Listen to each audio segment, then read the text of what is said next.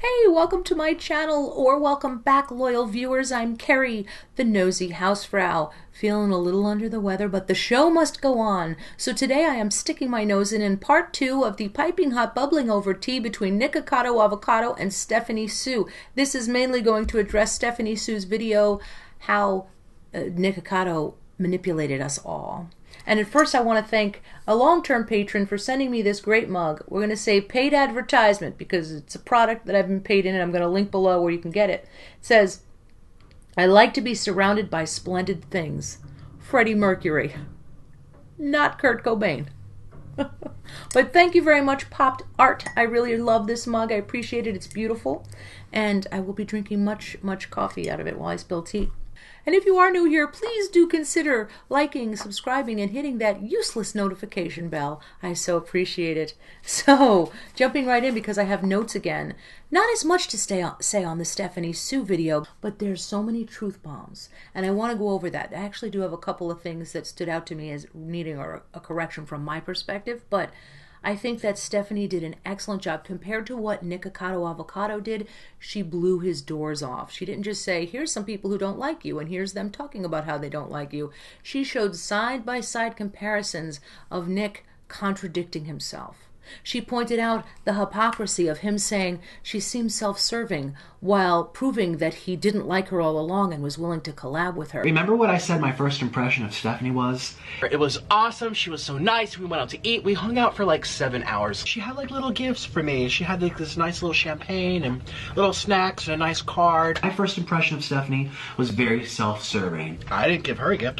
We were just gonna hang out and get to know each other. That was my first impression. Like, warm and bubbly, gave me a hug, said hello. Very self-serving. Little welcome to Los Angeles gift for me. And I'm like, wow. She seems like she would be a nice person. Very. So that's the truth. So which one's the truth? I didn't really like her. I love Stephanie Sue because I tell it like it is. Those were the kind of truth bombs that really landed and probably destroyed any shred of credibility he may have had with viewers. He did make it look like, she only had a sale now because of this tea, but in fact, he didn't have the facts. I think Nikocado thought nobody was going to fact check what he was saying, or he was either lazy, I don't know, you decide, deception or lazy. But Stephanie pointed out that she has had a lot of sales. She showed the emails from companies asking her, telling her this was a good time for the sale, etc. So it was clearly not something she did as a business angle, and that was very evident. She did a really good job building a solid argument. Now, the second thing I'm going to be referencing is my home security footage. Now, I'm unable to release it to the public because California law, but Nick, give me your consent because you claim that I lied about so many things, whereas my home security footage says otherwise. So give me your consent. Oh, Stephanie Sue, have I got a belated Christmas present for you. It's right there on the screen. You put it up there. California is a two-party consent state for wiretapping. That's audio. You are 100% within your legal rights to use your own home security footage as you see fit because there is no audio. The only thing Nikocado or anybody else being filmed in your home is entitled to is a reasonable expectation of privacy. That means nothing in the bathroom or something else personal that he wouldn't know. You can have hidden cameras. They've got the nanny cams.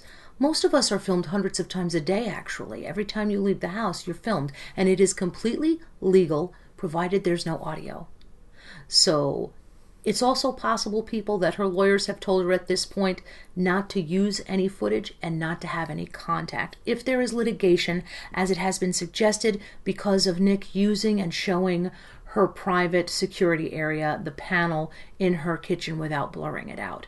One of the things she said, and this is closer to the end. I have tried to show as much proof as possible to show that he is constantly lying about me. These are receipts that I've always had, and I never use them because, again, I didn't want to expose Nick in my first video. I just wanted to be freed from feeling threatened by him holding this thing about to expose me by. So it's very clear to me that she made her video so she could get out from under the threat of him making a video, taking her power back. He kept threatening and saying things like he was going to expose a YouTuber. It was very clearly her. And so she made a video. That's emotional blackmail. This is a person who's never had anything to do with drama. But if you don't want anything to do with drama, you better have nothing to do with Nick. My initial reaction to that is I can hear what he or any of her detractors are going to say. You're going to say that you didn't think you were exposing him when you made that video? You, of course, exposed him when you made that video. But that's not really what she's saying. What she's saying is, and I kind of wish she had reworded it because I know people will jump on that. What she's saying is, it wasn't my prime motive to just start a campaign of hate against this person and get people to dislike him. That's not why she made the video. She wasn't salivating going, ooh, he's going to get it. That's what I believe she means. I never implied that Nick did anything illegal. I never implied that Nick committed crimes towards me or towards anybody else. So you're saying that he argued against arguments you didn't make? As in you said A and he just decided to say you said B because that was much easier to dismiss and refute? It's much easier to argue against outrageous claims? It's called a straw man. I noticed it too. You're welcome for that validation. Posting that video was really scary because I felt like even after I posted it, I'm crazy. I'm over dramatic. That's what I am. No, not you. Maybe a little. Maybe it was a bit much at times. But I was scared, so I posted the video. And within a couple hours, I got an email and a DM from someone. And they showed me proof that they had met Nick in New York, and they showed me pictures of their Snapchat between him and Nick talking about that date. My initial feeling about the guy in New York is, why are you even talking about this? Lottie frickin' da. He went on a date, nothing happened, he made a joke out of it. It's funny. It's not like he pounced on somebody. But here's where it gets problematic. And I said, hey, I got your email. I'm so sorry that something like this is how we're connecting for the first time, but thank you so much for reaching out. I'm so sorry for what happened in New York. I'm sorry you had to watch a video being made about you like that because the night didn't go as planned. Are you okay? He said, yes. I really was not in the moment. I was so scared because he kept making all these posts about how he was going to tell this big story about me. And I kept begging him to not post anything about me because unlike him, I'm just a regular person with no level of fame. In the original video, he showed me, but with an emoji over my face and proceeded to call me a loser. It was just so crazy because like he did to you, he made me feel so comfortable in person when we first met. We talked all night, and then when I left, he gave me a hug and said it was nice meeting you, and I said it was nice meeting him too. So I thought we left on good terms. Then on Snapchat, he told me he was pissed that I didn't hook up with him. And I was so confused because I thought we left happy. And then he went and filmed that rant video about me, and he got so much hate for it, he took it down. And then he made another one about me, but once again got hate and took it down. But it's scary because we filmed a regular video, so he has that footage of me, in addition to some naked pictures. I was so happy when it was all over because he could have destroyed me, and still could. So not only is Nick putting up these things that are too close for comfort for this guy, he does nothing to alleviate his concerns about being on social media. Most people, I think, would say, hey, I'm not going to use any of our footage. If you're this uncomfortable, even blur it out, I'm not going to put it up there. But if you can't do that, at least make him confident that you're going to respect and protect his anonymity.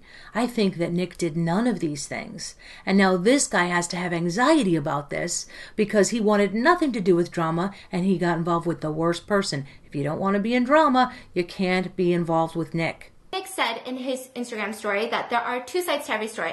That's a lie. There's actually 3 sides to every story. There's my side of the story, there's Nick's side of the story, and then there's the truth. Okay, if you watch this channel for any length of time, you know I'm not a fan of the misuse of this term. It is one of the most misused terms you'll hear today.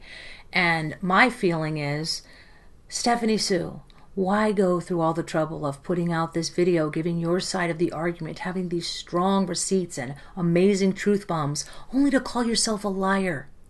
And I know that's not what you mean. You're telling people to keep an open mind. This is your way of saying, don't take my word for it.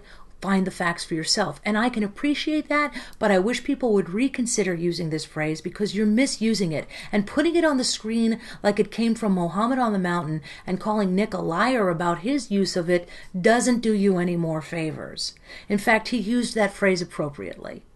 What you're doing is saying, that's a lie, there's his side, my side, and the truth.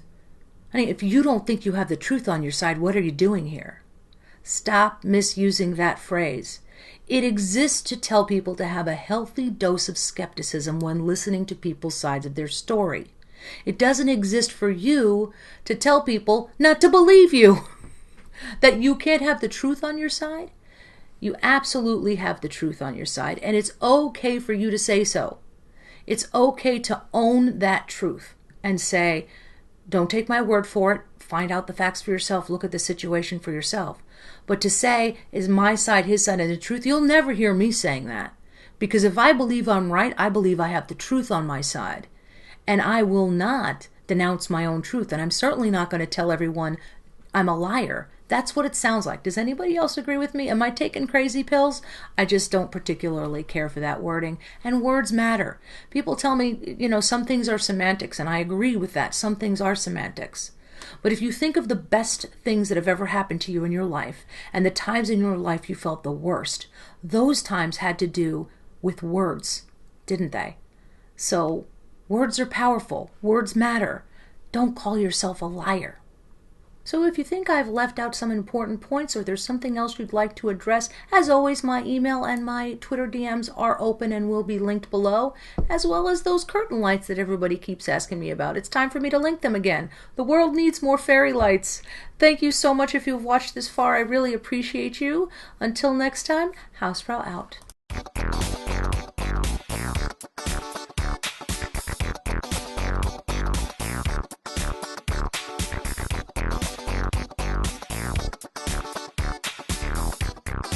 Yeah.